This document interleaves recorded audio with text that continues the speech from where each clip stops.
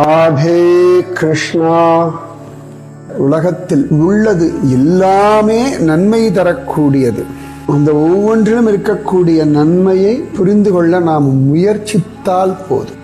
உலகத்துல ஜடப்பொருள், அதாவது கல்லு, மரக்கதவு, செருப்பு எல்லாமே பேசும். ஜடப்பொருள் அப்படின்னு அதை கேவலப்படுத்தாமல் எல்லாவற்றையும் யார் மதிக்கிறார்களோ அவர்களுக்கு நிறைய ஞானம் உண்டாகும். முள்ளுச்செடி அதுவும் உலகத்தில் அவசியம்தானே.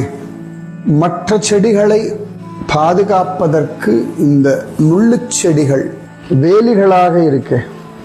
இதோ நாம உடுத்திக்கிற ஆடை இருக்கு, இதுவும் ஒரு ஜடப்பொருள் தானே.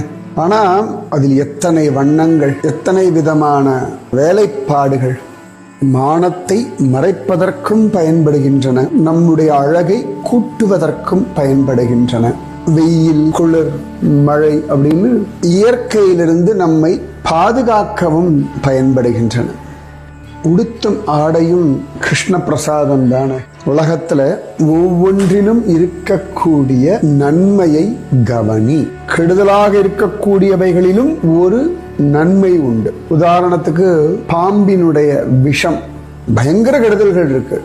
அதே பாம்பின் விஷத்துல சில நன்மைகளும் உண்டு. அதை பக்குவப்படுத்தி உபயோகப்படுத்துற முறையை கொண்டு. அதுபோல உன் வாழ்க்கைக்கு ஒவ்வொரு விஷயத்திலும் என்னென்ன நன்மைகள் ஒளிந்து கொண்டிருக்கிறதுன்றதுல கவனம் வை.